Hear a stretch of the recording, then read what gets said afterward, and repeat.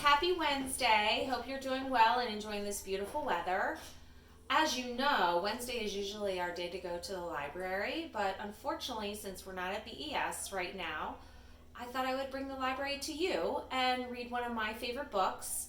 This is called The Fantastic Flying Books of Mr. Morris Lesmore, and it's by William Joyce. So get something comfy on, have a drink with you, sit down, relax, and enjoy the story.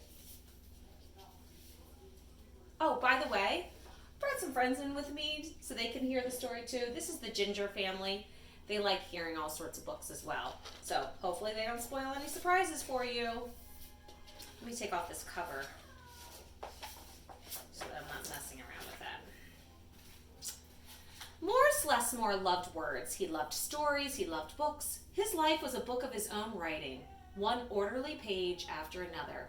He would open it every morning and write of his joys and sorrows, of all that he knew and everything that he hoped for. But every story has its upsets. One day, the sky darkened. The winds blew and blew.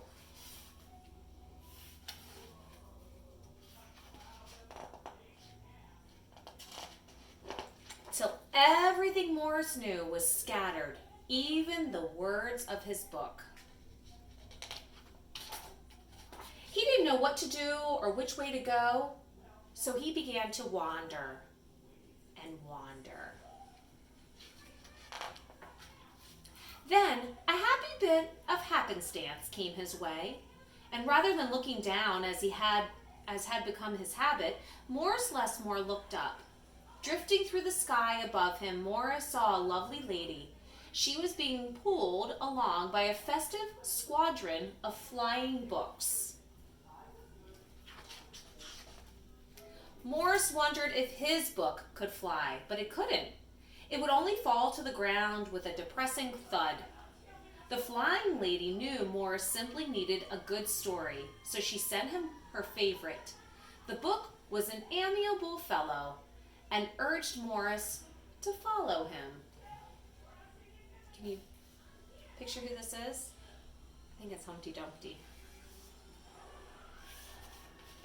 The book led him to an extraordinary building where many books apparently nested.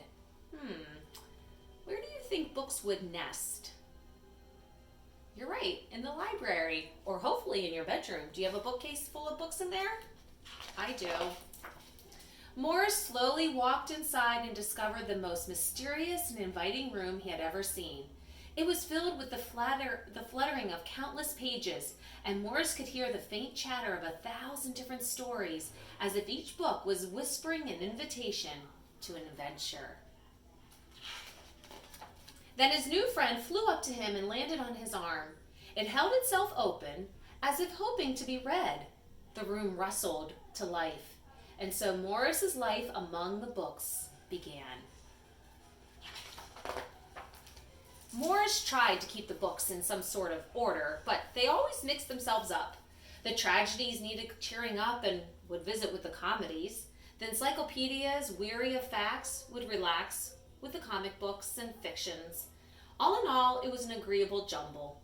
Morris found great satisfaction in caring for the books, gently fixing those with fragile bindings and unfolding the dog-eared pages of others.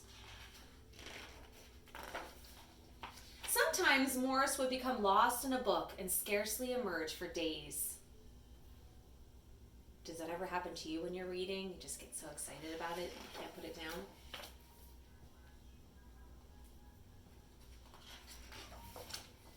Morris liked to share the books with others. Sometimes it was a favorite that everyone loved, and other times he found a lonely little volume whose tale was seldom told.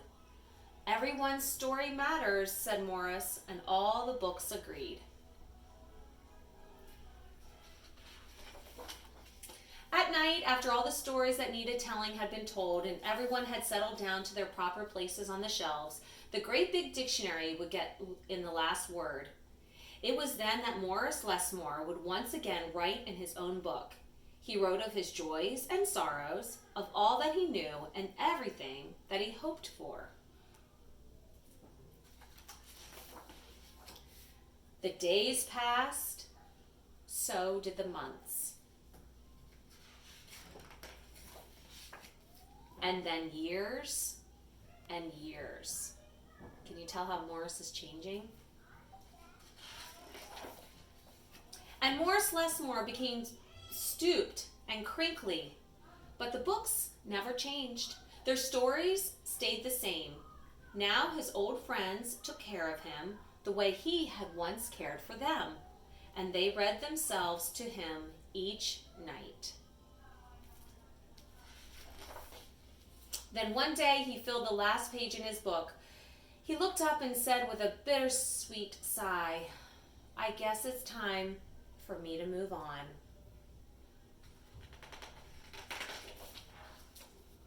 The books were sorry, but they understood. Morris put on his hat and took his cane. As he went to the door, he turned and smiled, then waved goodbye. "I will carry you all in here," he said, and pointed to his heart.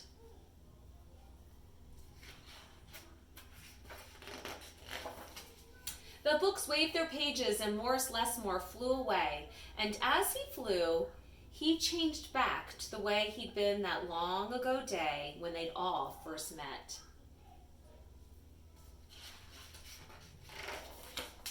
The books were quiet for a while. Then they noticed that Morris Lesmore had left something behind. "It's his book," said his oldest friend. Inside was Morris's story, all of his joys and sorrows, all that he knew and everything that he hoped for. Then the books heard a small, expectant sound. There in the doorway was a little girl. She looked around with wonder. Then something fantastic happened. Morris Lesmore's book flew up to her and opened its pages. The girl began to read. And so our story ends as it began. Can you see that picture of her?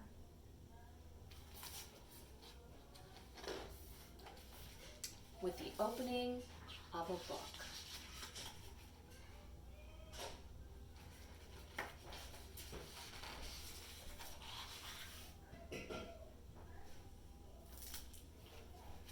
I hope you enjoyed that book. So I want to hear from you now. What books are you reading?